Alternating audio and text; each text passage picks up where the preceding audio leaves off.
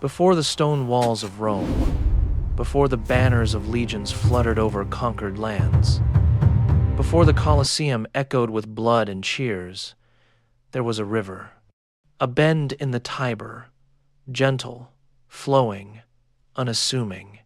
A shepherd tended his flock on the hills, children played among the reeds, wolves roamed the distant forests, their eyes gleaming in twilight. No one imagined that from this quiet land, the most powerful city the world had ever seen would rise. Yet destiny has a peculiar sense of timing. It whispers through the rustle of wheat, through the cries of infants left to fate, and through the heartbeat of those who dare to seize power.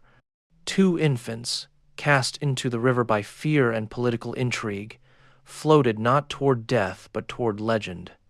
Their cries were drowned by the rush of water, but answered by the growl of a she-wolf, teeth bared, instincts sharp. Survival was not granted, it was taken. Forward! These children, Romulus and Remus, were the first of Rome's chosen. Strength! Imagine, Now, for a moment, standing on that hill at sunrise, mist curling above the Tiber, the scent of damp earth filling your lungs. A wolf's howl pierces the silence. Somewhere, the future waits, unaware of the tragedy, bloodshed, and glory it will bring. This is where Rome begins, not with triumph, but with survival. Romulus and Remus were no ordinary twins. Sons of Mars, the god of war, and the Vestal Rhea Silvia, they carried the mark of divinity and violence in equal measure. Abandoned by human hands, saved by the wild, raised by humble shepherds, they learned the lessons of the land, cunning, patience, and the necessity of strength. The myth is not just a story, it is a lens into Roman psychology.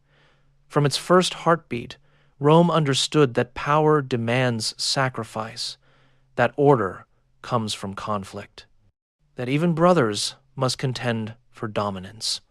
Romulus would kill Remus not out of malice alone, but because destiny demanded a single ruler. Rome's first act as a city was fratricide. This was no crime in their eyes.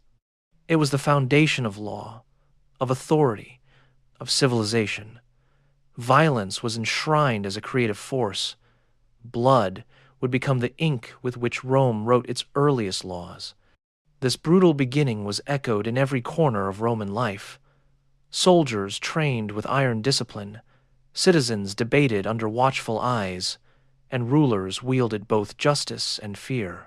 The DNA of Rome was coated with ambition, loyalty, and a readiness to sacrifice the individual for the collective. Rome's location was no accident. 7 hills guard a bend in the Tiber, offering natural fortification. The river provides water, fertile plains feed the people, and trade routes pass through like veins connecting north and south. To the north, the Etruscans teach construction, religion, and military strategy. To the south, Greek colonies pulse with culture, philosophy, and commerce. Rome absorbs everything it touches, turning every foreign idea into a Roman tool. The climate nurtures wheat, vines, and olives. The river opens the way to the Tyrrhenian Sea, connecting this small settlement to the wider world. Rome was not just surviving, it was positioned to dominate. Picture a Roman farmer walking along the Tiber at dawn, soil dark between his fingers, watching a merchant ship glide past. Ideas, metals, and words flow down the river as easily as water. Rome's destiny is written not only in blood, but in geography. 509 BC. The monarchy falls, the republic rises, power is shared between consuls, law governs the land, and the Senate claims authority. But the republic is fragile. Patricians dominate, plebeians labor. Rights are uneven, justice is scarce. Imagine the first plebeian secession in 494 BC. Thousands march to the sacred mount, abandoning homes and fields. The city teeters. Rome's survival depends on negotiation, compromise, and fear of collapse. The tribunes of the plebs are born. The 12 tables follow decades later, public law replacing secret privilege. Rome is learning to codify justice while training soldiers in both loyalty and resilience. Every citizen becomes a link in the chain that will hold the city together through centuries of war. Italy is not kind. Mountains rise, rivers twist, enemies lurk. Rome's neighbors, Volsci, Equi, Samnites, test every soldier and every strategy. Humiliation comes in 321 BC when Romans march under the yoke of the Samnites, a ritual of submission that leaves scars on body and mind. Rome rebuilds. Training intensifies. Tactics adapt. Legions replace phalanxes. Soldiers are tested in mountains, valleys, and rivers. Each battle is a lesson in survival, each defeat a teacher of strategy. Rome does not merely fight, it transforms itself in blood and sweat. The Tiber rolls quietly beneath the dawn, but across Italy, war drums pound. Rome is no longer a village, it is a city, forging its identity through iron, sweat, and blood.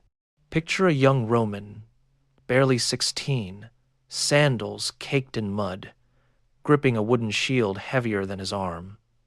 The smell of smoke and burning pitch lingers in the air as instructors shout orders.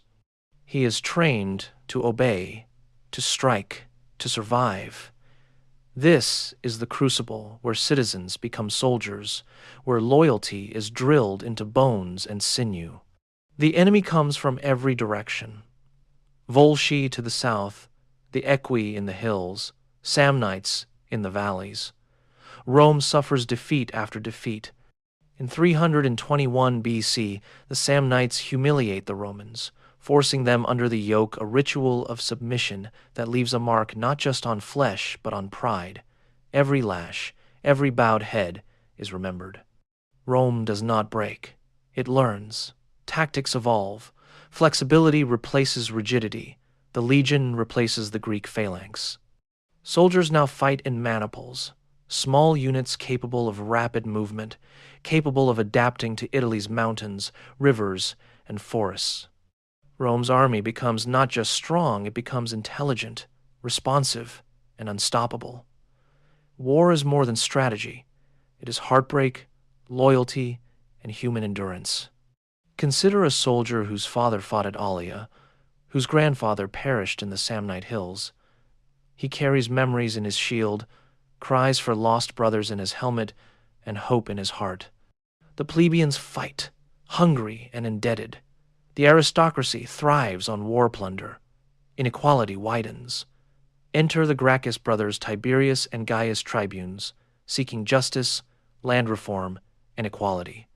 Tiberius walks among the farmers, listening to their stories, touching the soil they cannot own.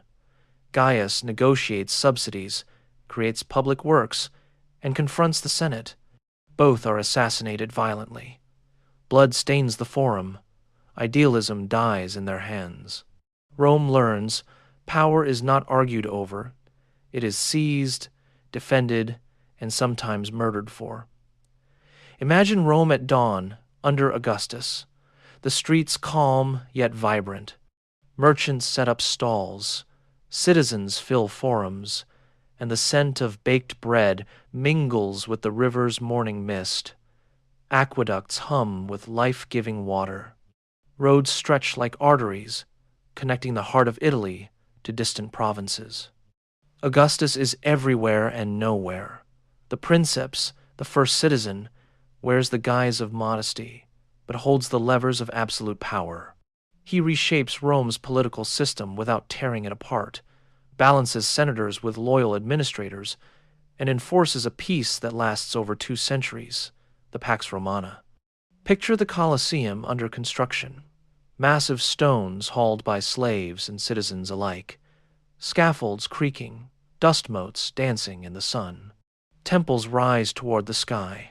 Forums bustle with rhetoric, and soldiers patrol roads that stretch to the edge of the known world. This is Rome at its peak, disciplined, organized, monumental.